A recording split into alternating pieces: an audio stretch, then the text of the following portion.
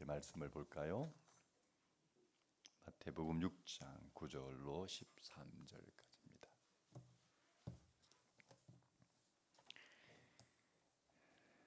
마태복음 6장 9절에서 13절까지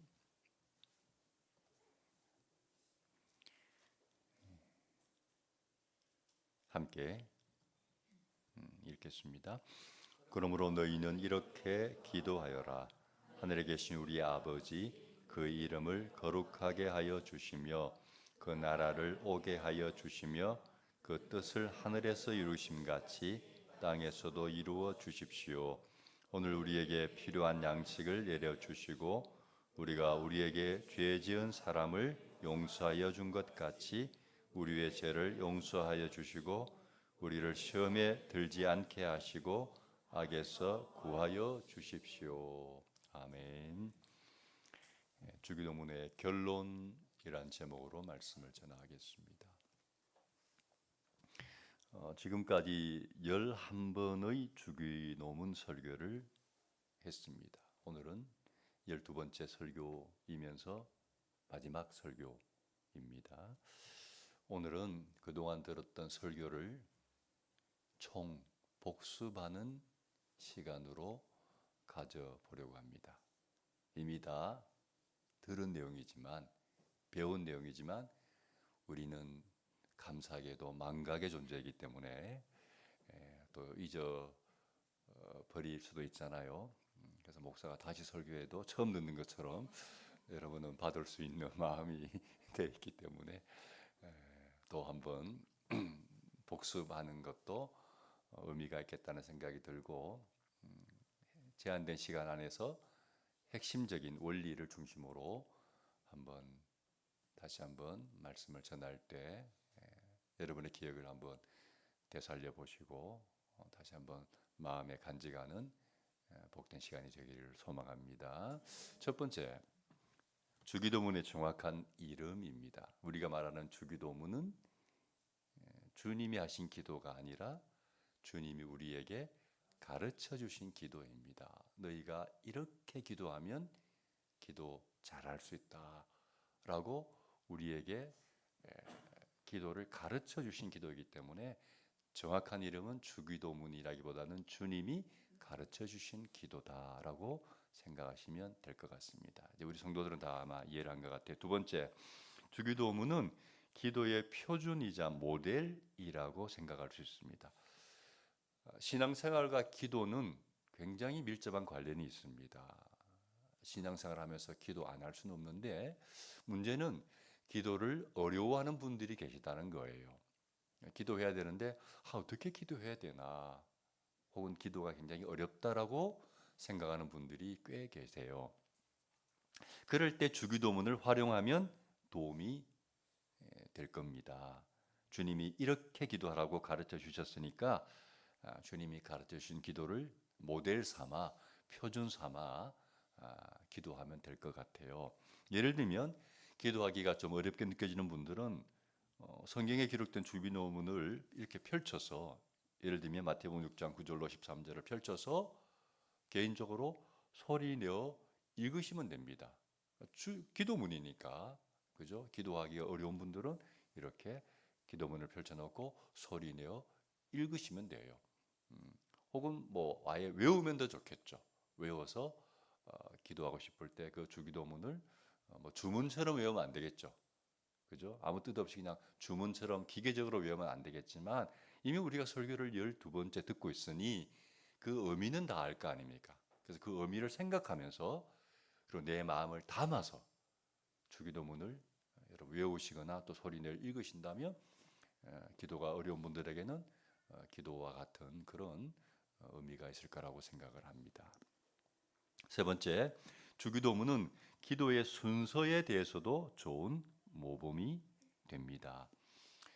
이미 많이 반복했죠. 주기도문에는 하나님이 원하시는 기도 세 가지가 있고 우리가 원하는 세 가지가 있다. 그런데 먼저는 우리가 원하는 기도가 아니라 하나님이 원하시는 기도가 나온다. 하나님이 원하신 기도 세 가지는 첫 번째 뭐였죠?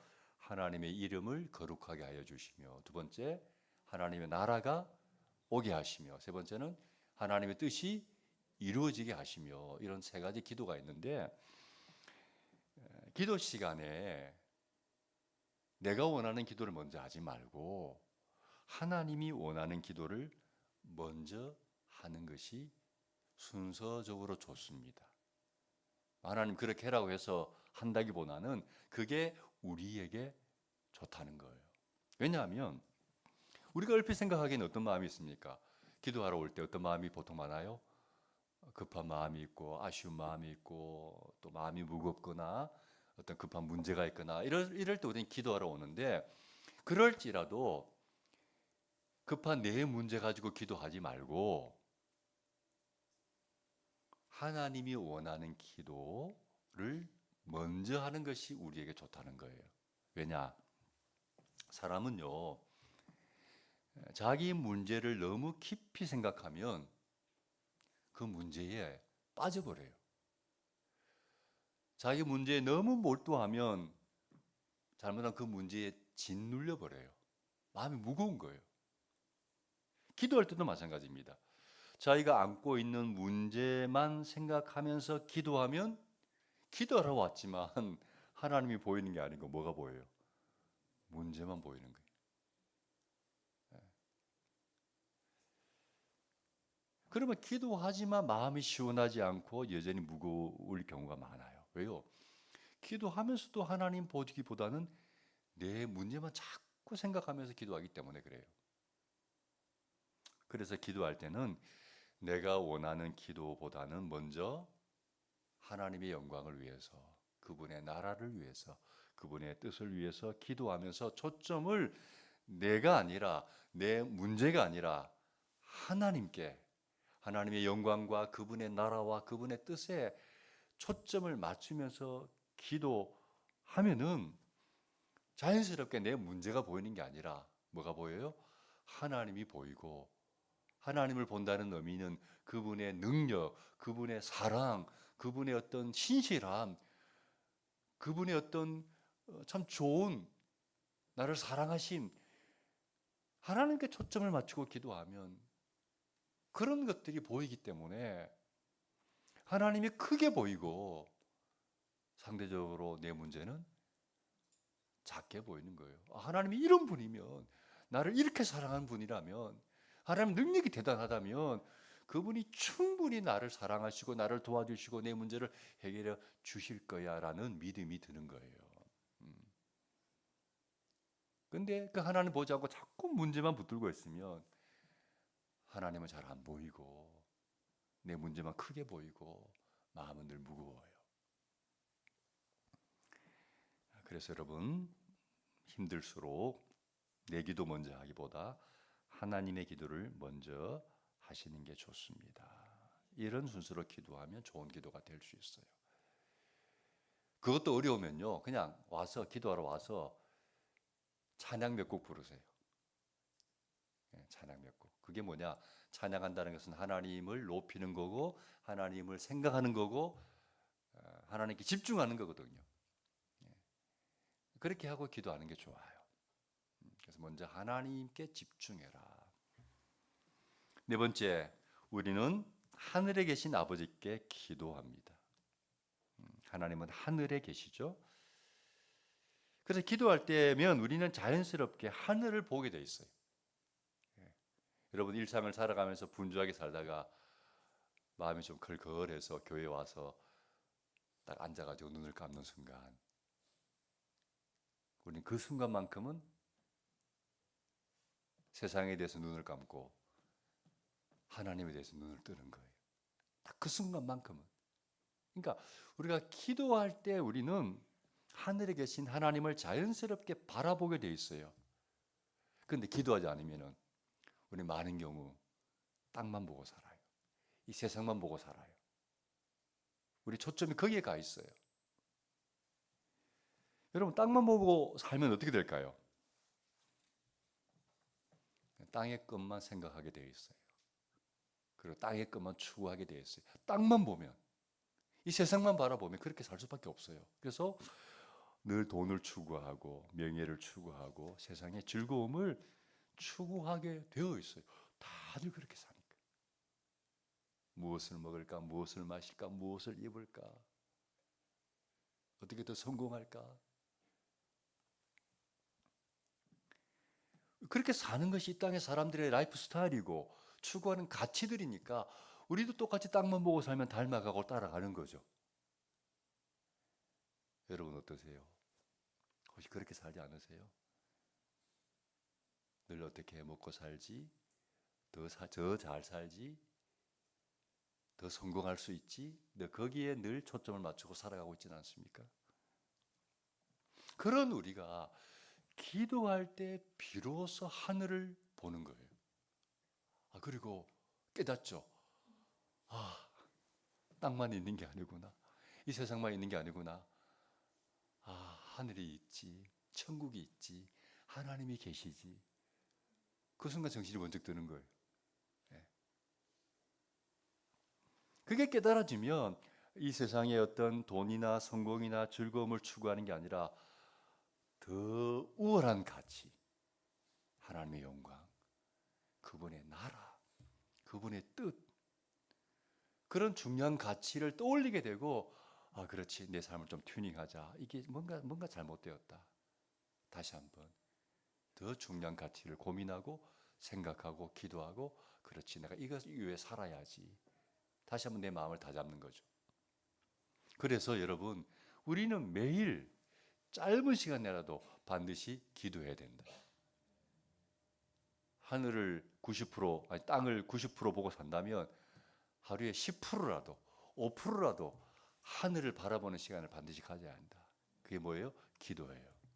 기도 안 하면요, 천국, 하늘, 하나님 까맣게 잊어버리고 그냥 여기에 몰입해서 사는 거예요. 그래서 기도를 통해서 우리는 하늘을 바라봐야 되고, 기도는 자녀인 우리가 하늘에 계신 아버지께 이야기하는 것이다. 기도할 때 우리는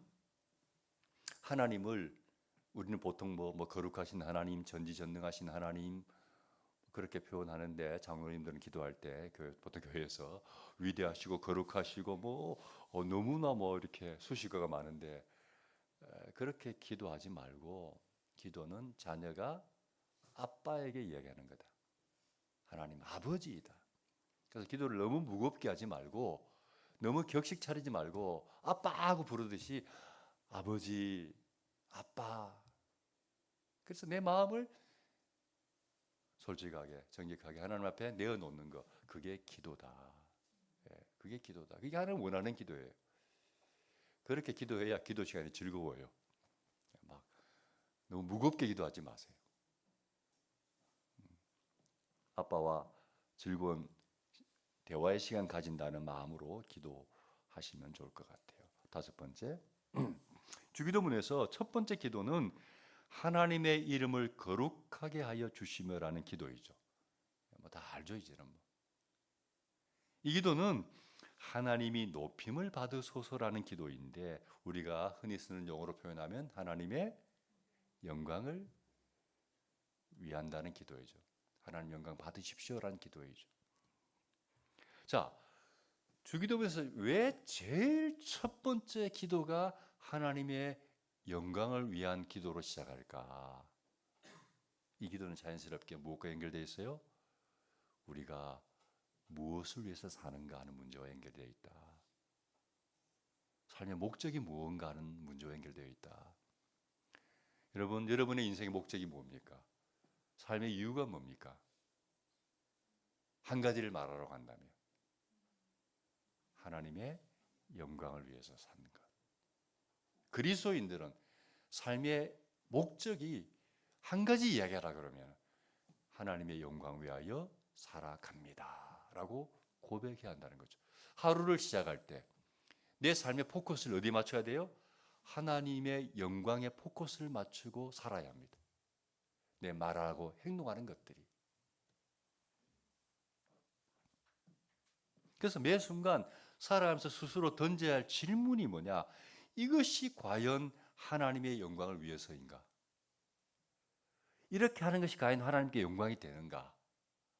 늘 스스로에게 질문을 던져야 돼. 어떤 말을 할 때, 행동할 때 결정을 할 때 과연 이게 하나님 영광이 될까? 내가 이렇게 말하고 행동하는 게 하나님 영광을 위한 일인가? 고민하셔야 돼요. 그 질문에 맞게 살아가야 돼요. 그러면 적어도 우리가 그리스도인으로서 부끄럽지 않게 살 수 있습니다. 우리 그리스도인들이 말은 그리스도인들이지만 말과 행동이 하나님의 영광은 아예 관심도 없고 내가 하고 싶은 대로 해버릴 때 사람들이 욕하는 거예요. 아, 교회 다닌다는 사람이, 믿는다는 사람이 저래 욕하는 거죠. 우리 하나님의 영광을 생각하면서 말과 행동을 조심하고 어떻게든지 하나님께 영광이 되게 하자. 그런 중심으로 살아갈 때 그리스도인다운 삶을 살아갈 수 있는 거죠. 여섯 번째, 그 다음 기도는 뭐냐면 그 나라를 오게 하시며라는 기도이죠. 그 나라를 오게 하시며. 우리는 지금 대한민국이라는 나라에서 살고 있습니다. 그런데 주님은 우리에게 새로운 나라, 하나님의 나라가 임하도록 기도하라고 말씀합니다. 분명히 나라가 존재하는데 왜 하나님의 나라가 오도록 기도하라고 하셨을까? 역으로 뒤집으면 지금 이 나라가 온 이 세상이 하나님 보실 때 하나님 원하는 나라와 세상이 아니라는 거예요. 부조리가 가득하고 죄악이 만연한 잘못된 모습이라는 거죠. 그래서 이런 세상이 하나님이 통치하시는, 하나님의 통치가 정치, 사회, 경제, 문화, 국방, 외교, 교육 모든 부분에 하나님의 통치와 하나님의 다스림이 임할 수 있는, 그리고 변화될 수 있는 그런 나라가 되기 위하여 우리가 기도해야 된다. 기도해야 된다. 이 땅에 하나님이 원하시는 모습이 되어야 되겠다. 그 일을 위해서 기도하라는 거죠. 일곱 번째, 그 다음 기도는 그 뜻을 하늘에서 이루심 같이 땅에서도 이루어 주십시오라는 기도입니다. 자, 이 기도를 가만히 보시면 하나님의 뜻이 중요한데 그 하나님의 뜻이 지금 온전히 이루어지고 있는 곳은 어디라고 말하고 있습니까? 하늘입니다. 하나님의 뜻이 지금 하늘에서는 온전히 이루어집니다. 여러분, 하늘에서 하나님의 뜻이 온전히 이루어지고 있다는 의미는 어떤 의미입니까?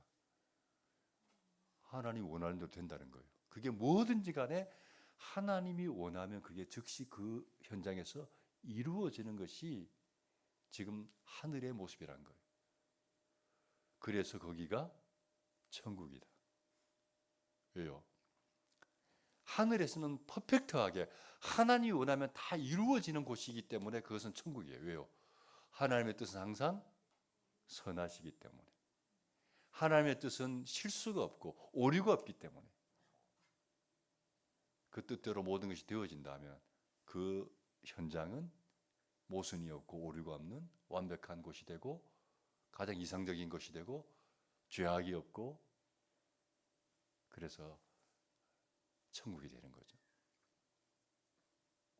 그런데 우리가 사는 이 땅은 아직 하나님의 뜻이 온전히 이루어지고 지지 않고 있습니다. 우리가 보듯이.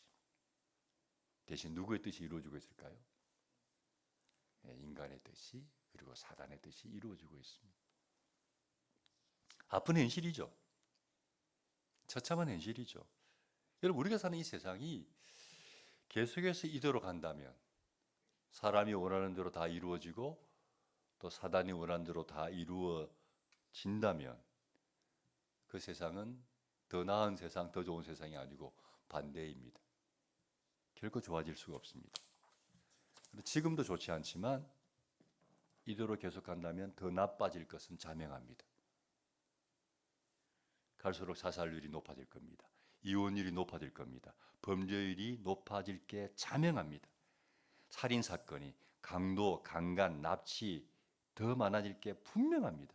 정신병자, 우울증 환자들이 폭발적으로 늘어날 게 분명합니다. 게임 중독, 마약 중독, 술 중독이 더 많아질 게 분명합니다. 여러분 다 알고 있지 않습니까? 결코 줄어들지 않습니다. 더 많아질 겁니다. 더 확산될 겁니다. 더 깊이 침투할 겁니다.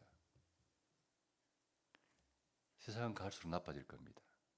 왜냐하면 이 땅에는 하나님의 뜻이 아니라 사단의 뜻이, 인간의 뜻이 이루어지고 있기 때문이죠. 주님이 이런 세상의 현실을 아시기 때문에 이 땅에 하나님의 뜻이 이루어지기를 위해서 기도하라고 말씀하고 있는 겁니다. 그 다음은 11절이죠. 같이 한번 읽어볼까요? 오늘 우리에게 필요한 양식을 내려주시고. 우리에게 필요한 이제 기도, 우리의 기도가 나오죠. 여러분, 인간의 필요 중에서 가장 절실하고 절박한 기도는 오늘 필요한 양식을 위한 기도입니다. 생존을 위한 기도이죠. 인간이 여러분 가장 비참할 때는 언제일 것 같아요? 우리 너무 잘 살기 때문에 먹을 게 없어서 굶는다는 것을 잘 이해 못하는 시대가 되었어요. 그렇죠? 쌀 떨어졌다. 밥 못 먹는다 그러면 왜요? 배달시키면 되지. 안 되면 라면 사면 다 먹으면 되지. 왜 굶어요? 이해가 안 되잖아요. 근데 우리 어릴 때만 해도 쌀이 없어서 굶어야 했던 시대이죠. 그 배고픔의 굶주림을 다 알잖아요, 우리는. 모릅니까? 여러분, 사람이 제일 비참한 게요, 먹을 게 없어서 굶주리는 게 제일 비참한 거예요. 다이어트 하기 위해서 굶는 게 아닙니다. 먹고 싶어도 먹을 게 없어서 굶는 게 제일 비참한 거예요. 우리와 이웃하고 있는 북한에서 실제로 일어나고 있는 일이라고 합니다. 북한의 고난의 행군 뭐 그런 시기가 있었잖아요.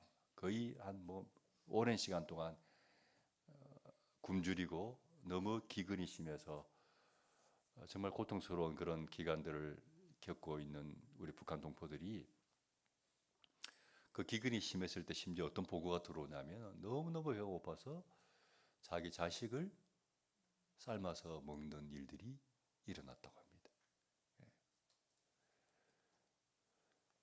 끔찍한 일이죠. 성경에도 그런 기사가 나오잖아요. 너무 배가 고프니까 심지어 자기 자식을 먹는 일들이 일어난다고 합니다. 놀라지도 않네. 여러분, 필요한 양식의 문제는 인간에게 너무 절박한 문제예요. 근데 주님은 우리에게 기도하라고 말씀하시면서 왜 오늘 필요한 양식을 위해서 기도하라고 했을까? 이왕이면 한 달의 양식을 위해서 혹은 평생에 먹고 살 만한 양식을 위해서 기도하면 좋을 텐데 왜 하나님은 오늘 하루의 양식을 위해서 기도하라고 하셨을까? 제가 뭐라고 설명드렸습니까? 하나님을 믿는다는 것은 하나님을 간절하게 의지하는 것이기 때문입니다. 마치 어떤 마음으로? 오늘 먹을 양식이 떨어져서 굶을 수밖에 없는 상황에 처한 사람의 마음으로. 오늘 밥을 먹어야 되는데, 점심을 먹어야 되는데 먹을 게 없어요. 어린 자식은 밥 달라고 울고 있어요. 밥을 줄 수가 없어요. 왜요? 없기 때문에. 얼마나 처절합니까? 그러니까 우리가 믿음을 가진다는 것은 그렇게 간절하고 절실하게 하나님을 의지하는 거죠. 왜요? 그런 절박하고 간절한 마음으로 하나님을 의지할 때 비로소 우리는 하나님의 손길을 구체적으로 경험합니다. 그렇지 않으면 우리는 굉장히 비상적입니다. 막연하게 신앙생활합니다. 하나님 믿는데, 오래 믿었는데 하나님의 손길이 뭐지? 그분이 기도에 응답해 준다는 게 뭐지? 내가 절박할 때 그분이 도와준다는 게 뭐지? 막연한 이야기지 내 삶의 실제적인 문제로 느껴지지 않아요. 근데 우리가 정말 간절하고 절실하게 마치 오늘 양식이 떨어진 사람과 같은 마음으로 하나님을 간절하게 찾고 기도하면 성경은 분명히 말합니다. 내가 내게 응답하겠고 내 기도를 들어주겠고 내가 너를 도와주겠고. 그래서 그런 마음으로 우리가 하나님을 의지해야 내 삶의 현장에서 실제적으로 구체적으로 하나님을 경험합니다. 그래서 신앙생활은 좀 절박하고 간절해야 된다. 어떤 마음으로? 오늘 양식이 떨어진 사람과 같은 마음으로. 그래서 그런 믿음을 가지고 오늘 하루 먹여주셨다면 내일도 또 먹여주실 것이다. 그리고 나를 평생 책임져 주실 것이다. 그런 믿음으로 하나님을 신뢰하는 게 신앙생활이라는 거죠. 그 다음 기도는 12절입니다. 같이 한번 읽어볼까요? 시작. 우리가 우리에게 죄 지은 사람을 용서하여 준 것 같이 우리의 죄를 용서하여 주시고. 말씀을 가만히 보면 남들이 나에게 지은 죄를 내가 용서해 주는 것처럼 하나님께서도 내가 하나님께 지은 죄를 용서해 주시기를 요청하고 있습니다. 이걸 볼 때 나와 하나님과의 관계, 나와 이웃과의 관계를 푸는 열쇠는 어디에 있다고 말하고 있는 겁니까? 용서에 있습니다. 용서하는 곳에 관계의 회복이 있다. 용서가 없을 때 관계는 회복되지 않는다. 자, 왜 하나님은 근데 용서받기 전에 먼저 용서하라고 하셨을까? 만약 내가 다른 사람을 용서하지 못하고 산다면 하나님과 관계가 닫히기 때문에 그렇다. 그래서 하나님 관계가 열리려면 먼저 사람과 관계가 열려야 하는데 관계를 여는 열쇠는 뭐다? 용서라는 거죠. 용서할 때 관계의 문이 열리고 땅에서 열면 하늘에서도 열린다는 말씀이죠. 10번째, 그 다음 기도는 13절입니다. 같이 한번 읽어보겠습니다. 시작. 우리를 시험에 들지 않게 하시고 악에서 구하여 주십시오. 지난주에 했던 설교네요. 가장 최근에 했던 설교니까 아마 다 기억하실 겁니다. 우리가 사는 세상은 유혹과 악이라는 지뢰가 가득 찬 세상이다. 도처에 유혹과 악이라는 지뢰가 깔려 있고 한순간 잘못 밟아버리면 우리가 치명적인 상처를 준다라고 말씀드렸습니다. 그래서 이 시대를 살아가는 사람들은 온갖 유혹에 다 노출되어 있습니다. 저도 그렇고 여러분도 그래요. 근데 누구도 나는 유혹을 이길 수 있다라고 장담할 수 있는 사람은 없어요. 많은 사람이 유혹에 넘어집니다. 쓰러집니다. 누구도 장담할 수 없어요. 비록 우리가 큰 죄는 짓지 않더라도 가랑비에 옷이 젖듯이 매일의 작은 유혹을 소홀히 하면 나도 모르게 무디어지고 신앙생활이 점점 약해지고 기도가 안 되고 말씀이 안 읽어지고 서서히 무디어지고 무너지는 거예요. 작은 유혹에 넘어질 때. 그래서 우리가 유혹을 이기려면 깨어서 기도해야 됩니다. 꼭 규칙적으로 기도하는 시간을 가져야 합니다. 마지막으로 여러분에게 부탁드리고 싶은 것이 있습니다. 뭐냐면 주기도문은 청원이면서 동시에 뭐다? 서약이라는 겁니다. 주기도문 청원이면서 서약이다. 쉽게 설명하면 주기도문은 이렇게 해주세요라는 기도지만 동시에 내가 이렇게 살겠습니다라는 결심이라는 거예요. 마지막에 이 부분을 꼭 기억했으면 좋겠어요. 이게 결론이에요. 자, 이건 이제 주기도문을 보면서 설명해 봅시다. 9절 보면 그러므로 너희는 이렇게 기도하여라. 하늘에 계신 우리 아버지 그 이름을 거룩하게 하여 주시며. 이 기도는 기도이면서 청원이면서 이렇게 해주세요라는 청원이면서 동시에 내가 하나님의 이름이 거룩하게 될 수 있도록 하나님의 영광을 위하여 살겠습니다라는 결단이에요. 제가 주님의 영광 위해 살겠습니다. 10절 그 나라를 오게 하시며 그 뜻을 하늘에서 이루심 같이 땅에서도 이루어 주십시오. 이 기도도 마찬가지입니다. 기도이면서 동시에 제가 주님의 통치를 받겠습니다. 내 안에 먼저 주님의 나라가 임하기 원합니다. 내 마음을 주님이 다스려 주시고 우리 가정을 주님이 다스려 주옵시고 내 삶 속에 먼저 주님의 통치와 나라가 임하기 원합니다. 그리고 제가 주의 뜻을 위해 살겠습니다. 주 뜻대로 순종하겠습니다. 라는 결단이 담겨 있는 거예요. 여러분 기도만 하고 그렇게 살지 않는다면요. 그건 자기를 속이는 기도예요. 말만 주여 주여 하고 삶으로 살아내지 않는다면 스스로를 속이는 거거든요. 그래서 우리는 기도한 대로 일단 그렇게 살아내야 한다는 거죠. 11절 오늘 우리에게 필요한 양식을 내려주시고 이 기도도 청원이지만 주님 저는 주님 없이는 단 하루도 살 수 없는 사람처럼 정말 주님만 매일매일 의지하고 살겠습니다라는 결심이고 결단이라는 거죠. 12절 우리가 우리에게 죄 지은 사람을 용서해 준 것 같이 우리의 죄를 용서하여 주시고 이 기도도 내가 먼저 용서하는 삶을 살겠습니다. 내가 먼저 손을 내밀겠습니다. 그런 결단이라는 거죠. 13절 우리를 시험에 들지 않게 하시고 악에서 구하여 주십시오. 이 기도도 내가 시험과 싸우겠습니다. 유혹과 싸우겠습니다. 유혹을 이겨내겠습니다라는 결단이 담겨 있다는 거죠.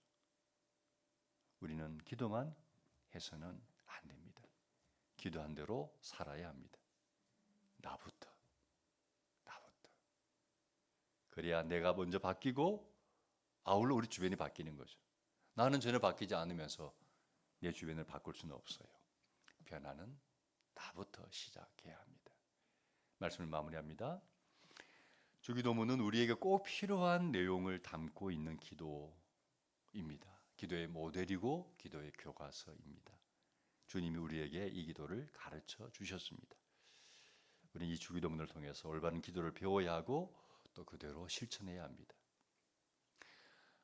지금까지 12번의 이 설교를 요약해서 제가 어제 단톡방에다가 8가지 원리로 정리해서 올렸습니다. 보셨습니까? PDF 파일로 올렸기 때문에 다운받으셔서